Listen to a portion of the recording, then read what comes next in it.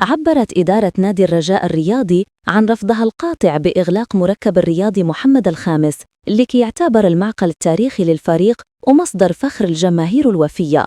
وأكدت مصادر من داخل النادي أن المكتب المسير وجه مراسلات رسمية إلى الجهات المعنية يطلب من خلالها توضيحات دقيقة بخصوص القرار المفاجئ القاضي بإغلاق الملعب من أجل أشغال الصيانة، خاصة وأن الرجاء مقبل على مباراة الديربي بين الرجاء الرياضي والوداد الرياضي تستوجب توفر أرضية لعب بمواصفات عالية وجاهزة لاستقبال الجماهير.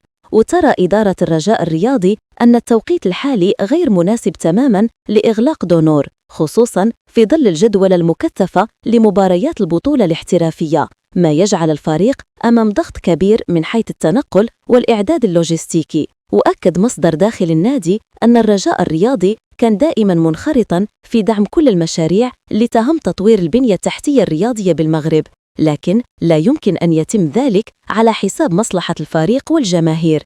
نحن مع الإصلاح، لكن مع التنسيق المسبق حتى لا يتضرر أي طرف. كما شدد المكتب المديري على ضرورة احترام الجماهير الرجاوية لكي تعتبر دونور بيتها الثاني، مشيراً إلى أن أي قرار يتعلق بالملعب يجب أن يتخذ بشفافية وبالتشاور مع الأندية المعنية، لما لهذا الفضاء من رمزية كبيرة في الذاكرة الرياضية المغربية. وتختتم إدارة الرجاء الرياضي موقفها بالتأكيد على أنها في تواصل مستمر مع السلطات المحلية والجامعة الملكية المغربية لكرة القدم في أفق إيجاد حلول عملية تضمن استمرارية الفريق في خوض مبارياته داخل معقله التاريخي، إلى حين إيجاد بدائل واضحة ومدروسة تليق بمكانة نادي الرجاء العالمي وجماهيره عبر العالم.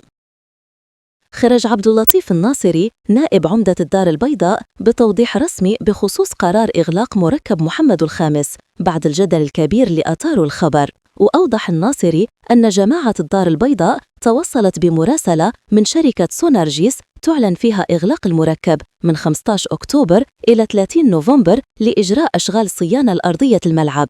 وأكد أن القرار لا يمكن أن يتخذ بشكل انفرادي، وأن الجماعة حريصة على عدم الإضرار بمصالح قطبي كرة القدم الوطنية بفريقي الرجاء والوداد اللي يعتمدوا على الملعب.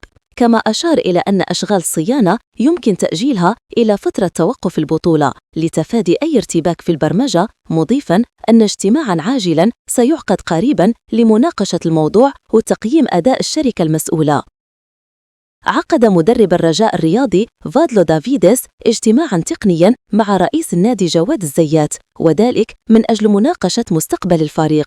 وقد شدد المدرب الجنوب إفريقي على ضرورة تعزيز صفوف الفريق خلال فترة الانتقالات الشتوية القادمة، مقترحاً تعاقد مع 3 لاعبين في مراكز يراها أساسية لسد الخصاص اللي يعانيه الفريق الأخضر. وطالب مدرب الرجاء الرياضي بالضم ظهير أيسن يمكنه تعويض يوسف بالعمري، إضافة إلى التعاقد مع مهاجم صريح قادر على ترجمة الفرص إلى أهداف، فضلاً عن ضرورة دعم الجهة اليمنى من الدفاع بلاعب جاهز بدنياً وتكتيكياً. وفي نفس السياق اقترح المدرب إقامة معسكر إعدادي خاص خلال فترة التوقف الدولي المقبل، مشيراً إلى أنه لم يتسنى له بعد التعرف الكافي على إمكانيات لاعبين، وهو ما يعتبره ضرورياً للوقوف على مكامن القوة والضعف الداخل التشكيلة، وأن فترة التوقف ستشكل فرصة مناسبة لإعادة ترتيب الأوراق وتصحيح بعض الأخطاء اللي ظهرت خلال المباريات الماضية.